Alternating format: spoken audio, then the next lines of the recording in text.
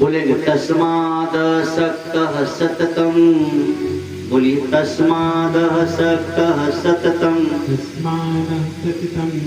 कार्यं कर्म समाचर, आसक्तो आचरन् कर्म, परमाप्नोति पुरुषः। भगवान कृष्ण कह रहे हैं कि मैं किसको मिलता हूँ, कौन है जो मुझे प्राप्त कर लेता है, मुझे प्राप्त हो जाता है। मात्र दो बातें कह रहे हैं। क्या कहे? तस्माद सक्तः सततम। पहली बात की सततम शब्द है। क्या करना है? आप जरा विचार करें, ऐसा कौन सा काम है जो आप सतत 24 घंटा कर सकते हैं? आप बताओ, 24 घंटा सो सकते हो, 24 घंटा जग सकते हैं, 24 घंटा में कथा कर सकता हूँ, आप सुन सकते हैं। कोई 24 घंटा ना हंस सकता है, ना रो सकता है, न गा सकता है, न बजा सकता है। यहाँ भगवान कहते तस्माद सक्तः सततम। शब्द देखिए, सततम। फिर कहे कार्य कर्म समाचर। दूसरी बात। तीसरी आसक्तो आचरण कर्म। चार बातें हो गई। तीसरी है और चौथी है परमाप्नोति पुरुष। यानी 3 काम आप करो तो परमात्मा को प्राप्त हो जाओगे, परमात्मा आपको प्राप्त हो जाता है। तो 3 काम क्या है? पहला काम सततम, तस्माद सक्तः सततम। एक याद ऐसी है जो हम 24 घंटा कर सकते हैं। जैसे सुहागन महिला को याद थोड़ी करना पड़ता है कि मैं फलाने की पत्नी हूँ। बोलो माइया, याद करना पड़ता है क्या? इनके मन बुद्धि में बैठ गया है, आपको याद करना पड़ता है मैं इनकी पत्नी हूँ। नहीं, गर्भवती महिला को याद थोड़ी पड़ता करता पड़ता मैं गर्भवती हूँ। उसको याद है कि मेरे पेट में बालक है। आपका जो भी नाम माँ बाप ने रखा है, आप गहरी नींद में हो, कोई नाम लेके बुलाए तो आप जगोगे ना। यानी सतत आपकी बुद्धि में बैठ गया है कि मैं शीतल प्रकाश पांडे हूँ। अब कोई रात को भी चिल्लाए तो आप बोलो। तो जैसे आपका नाम आपके हृदय में बैठ गया है, जैसे पत्नी को समझ में आ रहा है कि मैं फलाने की पतिव्रता हूँ, ऐसे ही भक्त के हृदय में भी सतत यह बैठ जाना चाहिए कि मैं भगवान सतत हूँ। अब आप जरा ईमानदारी से देखिए तो आपके हमारे हृदय में ये बात नहीं। एक किसके बेटे हो तो हम क्या कहते हैं? फलाने। लेकिन आप अयोध्या या काशी चले जाए, किसी संत से पूछे कि महाराज किसके बेटे, तो क्या कहेंगे? राम जी के। अब तो राम जी के, ठाकुर जी के।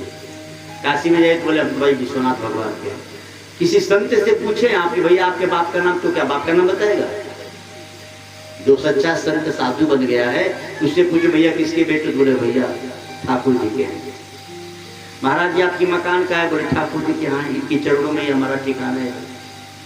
तो सततम, जैसे आपको इस नश्वर शरीर का सतत याद है, नींद में भी कोई नाम लेके बोले तो आप बोलते हो, ऐसे ही भगवान गोविंद कहते हैं सतत आपको मेरी याद बदले जाए। तुम नींद में भी उठो तो तुम्हें मेरी याद है। चोट लगती है तो माँ याद आती है, माँ तो मायावादी है, लेकिन चोट लगी और महादेव याद आए तो कितना अच्छा है, मुक्त हो जाएगा। तो सततम। अब कह रहे कार्यम कर्म समाचर। अपने कर्तव्य कर्म को भली भांति करना। ध्यान देंगे, भक्ति का मतलब है नहीं कि खेती का समय आया तो खेती छोड़ के बोले तो हम राम राम जपेंगे। कार्य करते हुए सतत याद कीजिए। आप दुकान पे बैठे हैं, दुकानदारी हो रही है, लेकिन याद उसकी बनी रही। ग्राहक आया, सोचो मेरे द्वार भगवान है। ग्राहक नहीं आ रहा है, सोचो भगवान कह रहे कि बेटा एकांत से मुझे याद है। दोनों हाथ में लग। ग्राहक नहीं आए तो माला घुमाओ उसके नाम की कि प्रभु आपने मौका दिया है, हम आपको याद करें। और करके देखो, मेरे जितने शिष्य दुकानदार है कहते हैं गुरुजी जब कोई ग्राहक नहीं आता तो हम आपकी माला जपने लगते, और 2-4 माला कभी पूरी नहीं होती, कोई ना कोई आई जाता है। भगवान चाहते ही नहीं कि तुम इसकी तरफ लोगो, तुरंत माया भेज देते। तो सततम कार्यम कर्म समाचर, यानी रोटी बनाते बनाते, माया सुन रही हो ना, झाड़ू लगाते लगाते भी राम नाम गाया जा सकता है, रोटी बनाते बनाते भी, कपड़ा धोते धोते भी, और झगड़ा करते करते भी हो सकता है। थोड़ी देर लड़ लो और फिर राम राम कर लो, फिर थोड़ी देर लड़ो फिर राम राम करो। हाँ, आप कहोगे महाराज झगड़ा करने में भी राम नाम, अरे सीखो ना। राम जी और रावण जी का जब युद्ध होता तो हनुमान जी क्या करते, जय श्री राम, तब युद्ध शुरू होती है। यानी झगड़ा में भी राम नाम लिया जा सकता है। तो तस्माद सक्तः सततम कार्यम कर्म समाचर, अपने कर्तव्य कर्म को भली भांति करना ही भक्ति है, ऐसे कृष्ण कह रहे। अब इसमें क्या करना और है, कर्म तो करना है, खेती का काम करो, दुकान का काम करो, रसोई का काम करो, लेकिन एक शर्त और रखी ठाकुर जी ने, क्या, आसक्तो हा चरण करो। कर्म आसक्ति रहित होना चाहिए। कर्म यदि आसक्ति से युक्त है तो ही बंधन होगा, आसक्ति रहित है तो बंधन नहीं होगा। खूब ध्यान से समझिएगा। आप किसी स्वार्थ में आके अपने पड़ोसी को गोली मार दो तो जेल होगी कि नहीं होगी, होगी ना। लेकिन वही व्यक्ति बॉर्डर पे है और 10-20 पाकिस्तानियों को गोली मार दिया तो उसको जेल होगी कि नाम मिलेगा, इनाम मिलेगा। गोली वो एक वही व्यक्ति वही है, गोली उसने यहाँ भी उसी ने गोली चलाई और आदमी मर गया, और वहां भी उसी ने गोली चलाई, आदमी मर गया। लेकिन वहां आसक्तो हा चरण कर्म, वहां आसक्ति रहित होकर देश की सुरक्षा के लिए चलाया तो सरकार उसको इनाम दे रही है, और यहाँ अपने निजी झगड़े में स्वार्थ के लिए चला दिया तो सरकार जेल कर रही है। आसक्तो हा चरण कर्म। आप और हम मंदिर में पूजा करते हैं और साधु बाबा लोग घर छोड़ के वो भी मंदिर में पूजा करते हैं, लेकिन उन दोनों में फर्क क्या है, हम पूजा करते हैं तो धन मांगते हैं, बेटा मांगते हैं, बेटी मांगते हैं, सुख मांगते हैं, लेकिन संत जब पूजा करते हैं तो भगवंत को भगवान को ही मांगते हैं। कितना ही फर्क। आसक्तो हा चरण कर्म परमात्मोति पुरुष, भगवान से भगवान को मांगो। एक मजे की बात सुनाऊं आपको, जल्दी बात समझ में आएगी। एक राजा था, राजा ने अपने नगर में घोषणा करवा दी कि कल राज दरबार का दरवाजा खुलेगा, जो मुख्य द्वार है, और जो व्यक्ति आके जिस वस्तु पे हाथ रख देगा वो उसकी हो जाएगी। पूरे नगर में ढिढोरा पीट दिया गया और सारी वस्तुएं बोरे में भर भर के लाके बाहर रख दी गई। अब लोग चर्चा कर रहे थे, कल तो मैं सोने पे हाथ रखूंगा, इसको सोना प्रिय था। कोई कहे कि मैं तो हीरे पे रखूंगा, कोई कहे मैं तो घोड़े पे दौड़ के हाथ रखूंगा, कोई कहे मैं हाथी पे रखूंगा। मैंने राजा ने एक दिन के लिए फ्री किया था कि जैसे ही दरवाजा खोला जाएगा, जो व्यक्ति दौड़कर जिस वस्तु पे हाथ रख देगा वो उसे मिल जाएगा। देखिए कितनी अद्भुत बात है। दृष्टांत बिल्कुल छोटा है लेकिन इससे बहुत बड़ा सिद्धांत समझ में आ गया। सारे लोग बड़े उत्साहित थे। सुबह दरवाजा खोला गया, राजा साहब राज सिंहासन पर बैठे, देखने के लिए नजारा क्या होता है। जैसे ही द्वार खुला सब लोग दौड़ दौड़ के अपनी अपनी वस्तुओं के पास जा रहे हैं। कोई हीरा के पास, कोई मोती के पास, कोई सोने के पास, कोई हाथी, कोई घोड़ा, कोई अस्त्र, जिसको जो चाहिए। राजा देख देख के मुस्कुरा रहे थे अपने नगर वासियों का खेल। एक छोटा सा बच्चा धीरे धीरे राजा की तरफ बढ़ता आ रहा। राजा ने सोचा कि शायद इसको मेरी बात समझ में नहीं आई, कुछ पूछने आया होगा। वो जैसे ही आया उसने आके राजा के ऊपर हाथ रखा, बोले सब रुक जाओ। सारे लोग रुक गए। बोले मैंने राजा को छू दिया है और ये सारी चीजें राजा की है, सब मेरी हो गई। अब सोचिए वो बच्चा बुद्धिमान कितना है। उसने कहा कि सब रुको, मैंने राजा को छू दिया, ये सारी चीजें राजा की सब मेरी हो गई। कहने का मतलब यह है कि जैसे राजा ने कहा तुम जो ले लो, वैसे भगवान कहता है ये दुनिया मेरी है, इससे तुम जो ले लो। और हम लोग वही बेवकूफ हैं, कोई हाथी लेता है, कोई घोड़ा लेता है, कोई सोना लेता है, कोई कपड़ा लेता है। बुद्धिमान तो वो संत है जो भगवान को ही लेके कहते सावधान सब मेरा होगा, भगवान को ही छू दो। अच्छा देख लीजिए इसका प्रमाण।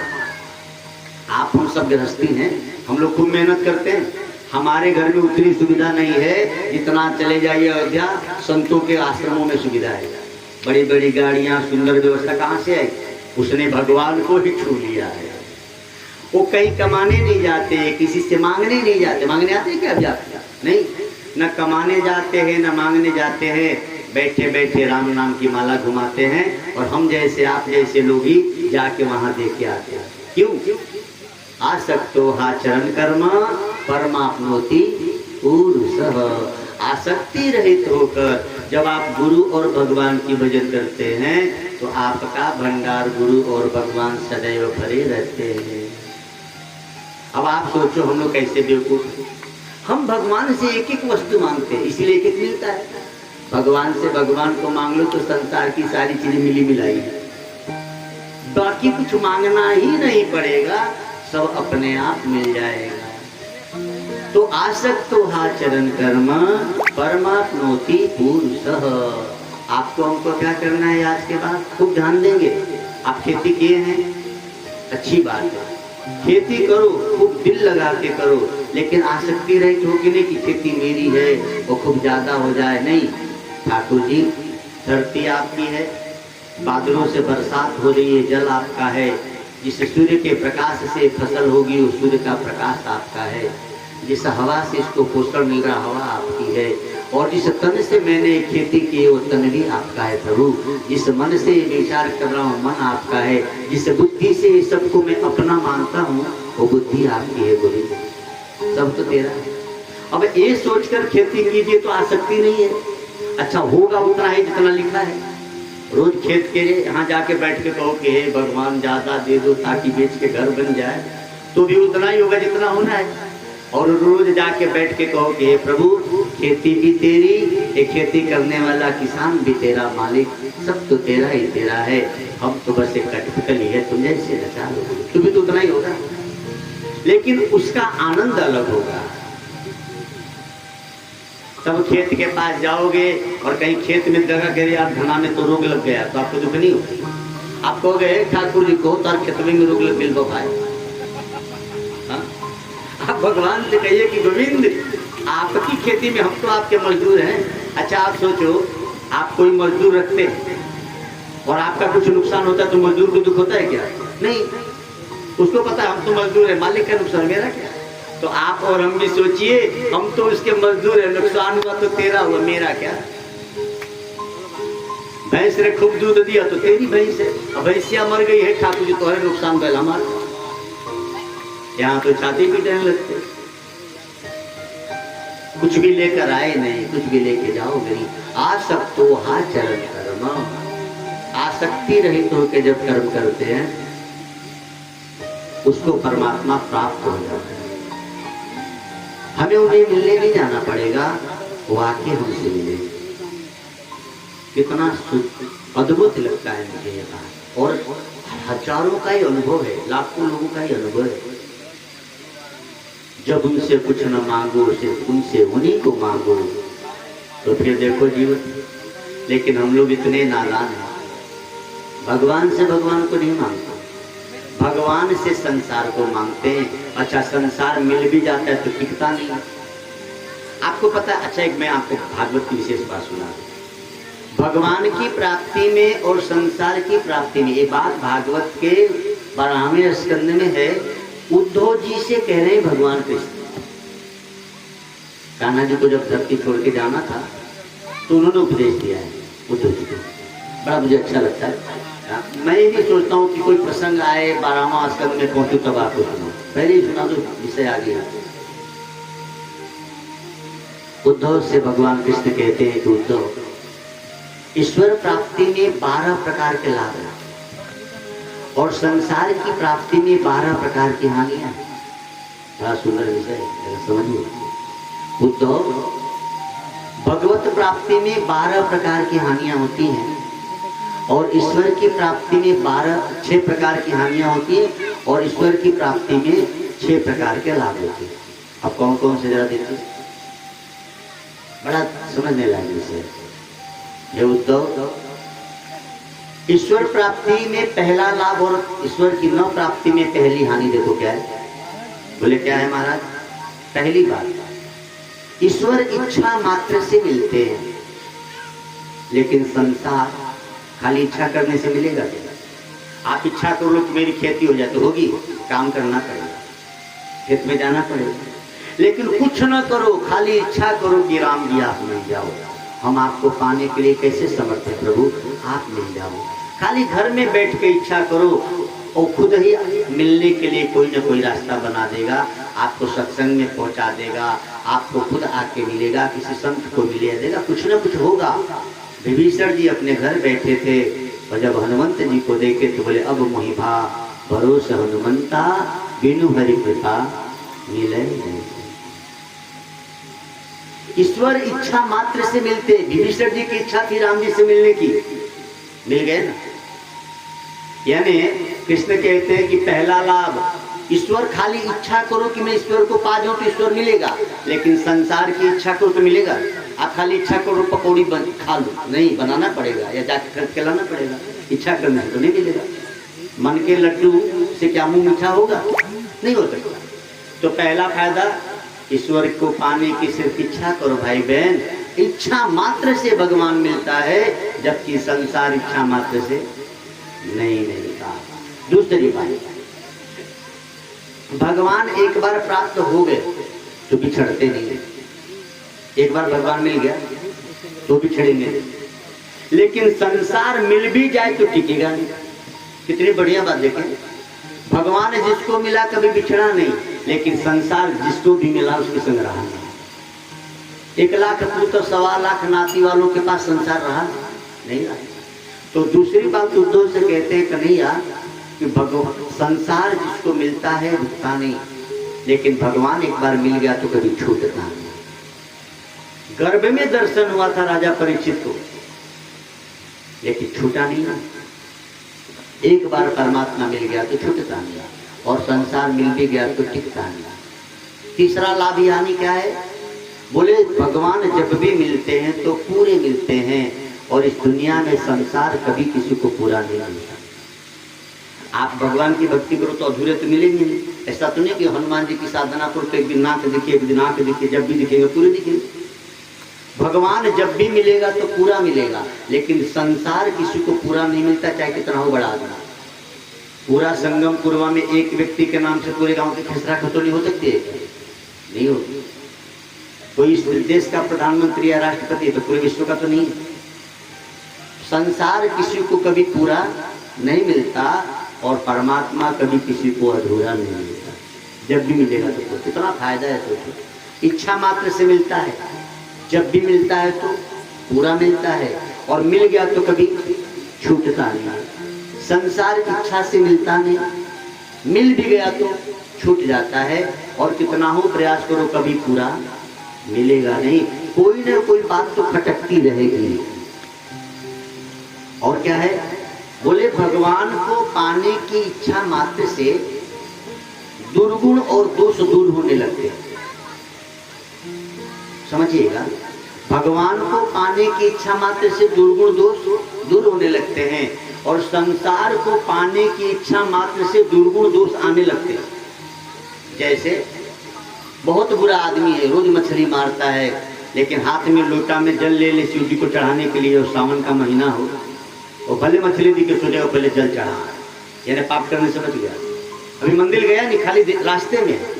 ईश्वर के पाने की इच्छा मात्र से दोष दुर्गुण दूर होने लगते, और संसार को पाने की इच्छा मात्र से आने लगते। आपके मन में खाली विचार आ जाए कि पड़ोसी का जगह ले लेना चाहिए, लेकिन देगा नहीं तो आपकी कड़म लगाऊं की बेचे। अभी आप लिए नहीं, पड़ोसी से बात किए नहीं, लेकिन दुर्गुण दोष आने लगे। कहाँ से बुद्धि घुमाऊं, कैसे क्या करूं कि मुझे ले। संसार को पाने की इच्छा मात्र से दुर्गुण दोष आने लगते हैं, और भगवान को पाने की इच्छा मात्र से दुर्गुण दोष जाने लगते हैं। मजे की बात देखिए, छठी बात क्या कह रहे हैं? ईश्वर को पाने की इच्छा करते करते मर गए, ईश्वर न भी मिला, ईश्वर का धाम तो मिलेगा। भगवान को पाने की इच्छा करते करते मर गए, भगवान न भी मिला तो भगवान का धाम मिलेगा। लेकिन संसार को पाने की इच्छा करते करते मर गए तो संसार तो नहीं मिलेगा, प्रेत की योनि जरूर मिल जाएगी। ये 6 प्रकार के हानि लाभ है। अब सोचो, भगवान को पाने की इच्छा करना चाहिए संसार। इसीलिए रोज प्रार्थना कीजिए कि प्रभु हम तो बस आपको पाए, आपको ध्यान, आप ही के हो जाए। चरणों को सदा मैं ध्याऊं, हे गोविंद आपके चरणों को प्रेम करूं, मुझे ऐसा वरदान दो। चरणों को सदा मैं ध्याऊं, मुझे दो ऐसा वरदान, चरणों को सदा मैं पाऊं, मुझे दो ऐसा वरदान, चरणों को सदा मैं पाऊं, मुझे दो ऐसा वरदान, चरणों को सदा मैं पाऊं, मुझे दो ऐसा वरदान, चरणों को सदा मैं पाऊं, मुझे दो ऐसा वरदान, दो ऐसा वरदान मुझको, दो ऐसा वरदान, दो ऐसा वरदान मुझको, दो ऐसा वरदान, चरणों को सदा मैं पाऊं, मुझे दो ऐसा वरदान, चरणों को सदा मैं पाऊं, मुझे दो ऐसा वरदान, चरणों को सदा मैं पाऊं, मुझे दो ऐसा वरदान, चरणों को सदा मैं पाऊं, मुझे दो ऐसा वरदान। क्या सुंदर वरदान है, आसक्त तो आचरण करो।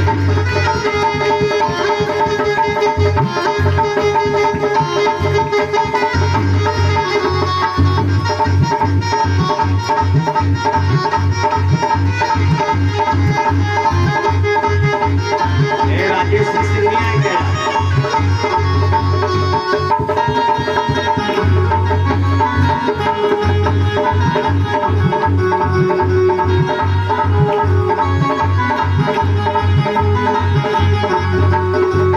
दो वरदान मुझे मेरे भगवान, मैं ज्योति बन जाऊं, मैं ज्योति बन जाऊं, मैं ज्योति बन जाऊं, लगी रहे जो चरण आपके, मैं ओरज बन जाऊं, मैं ओरज बन जाऊं, हाँ ओरज बन जाऊं, तेरी महिमा मैं नित गाऊं, मुझे तो ऐसा वरदान, तेरी महिमा मैं नित गाऊं, मुझे तो ऐसा वरदान, तेरी महिमा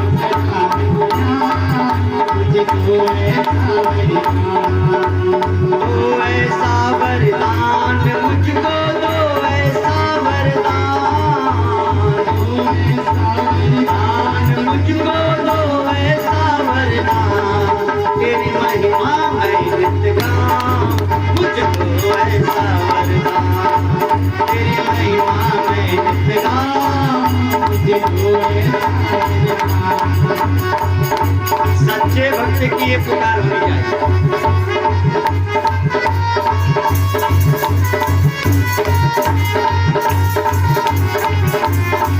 ताली बजाने में कंजूसी नहीं कर, तो देख रहा जोर से ताली बजाओ, जोड़ों के दर्द नहीं होंगे, जोड़ों के दर्द होते हो खाली 20 मिनट ऐसे करते तुरंत करा, घुटने में दर्द हो, कमर में दर्द हो, तुरंत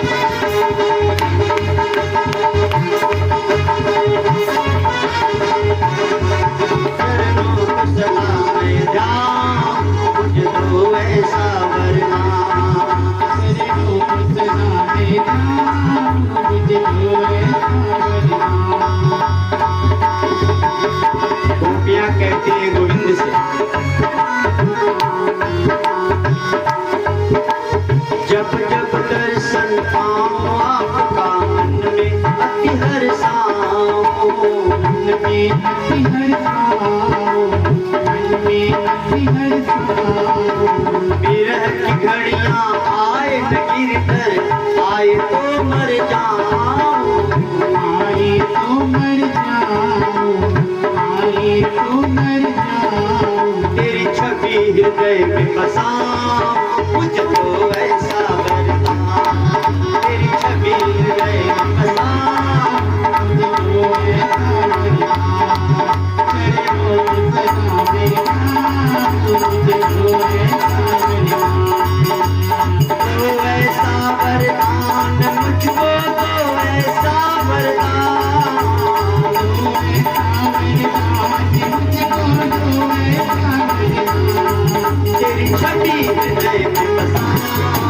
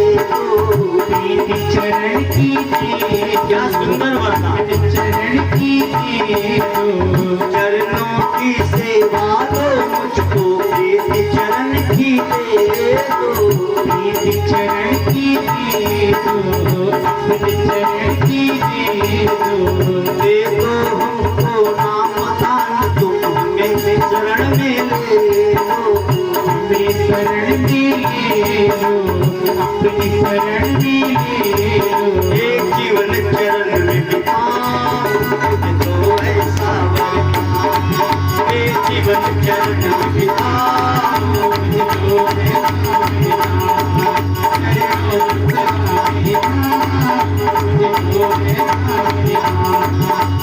दो ऐसा वरदान मुझको, दो ऐसा